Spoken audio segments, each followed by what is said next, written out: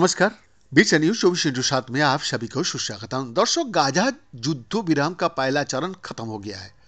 शनिवार को हमास ने ऐलान कर दिया है कि स्थायी समझौतों के लिए चल रही बातचीत फेल हो गया है, जिसके बाद से गाजा में फिर जंग शुरू होने का संभावना बढ़ गया है। अब अमेरिका ने एक बार और इसराइल के लिए अपना बड़ा दिल दिखाया है। एक तरफ ट्रंप सरकार विदेशों को दी जाने वाली अमेरिकी मदद लगातार बंद कर रहा है, लेकिन इसराइल के लिए उसके खजाने खुला और इनमें इजाफा भी हो रहा है।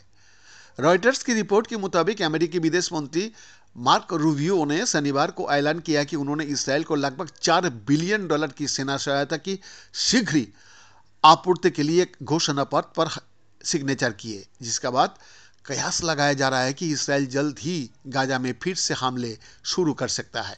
इस सहायता का बारे में बताते हुए मार्को रूबियो ने यह भी बताया कि पूर्व राष्ट्रपति जो बाइडेन की कार्यकाल में लगाए गए आंशिक प्रतिबंध को भी अब हटा दिया गया।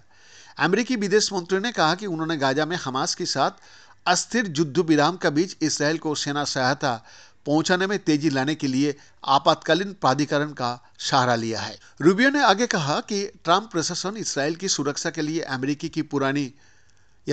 की पुरानी प्रतिबद्धता को पूरा करने के लिए सभी तरीका का इस्तेमाल करना जारी रखेगा, जिसमें सुरक्षा खतरों का मुकाबला करने का साधन भी शामिल है। 20 जनवरी को राष्ट्रपति डोनाल्ड ट्रंप ने कुर्सी संभालते ही इसराइल के लिए लगभग $12 बिलियन की विदेशी सेना बिक्री को मंजूरी दिया है, जिसके बाद युद्ध मोर्चे पर इसराइल बहुत मजबूत हो गया है।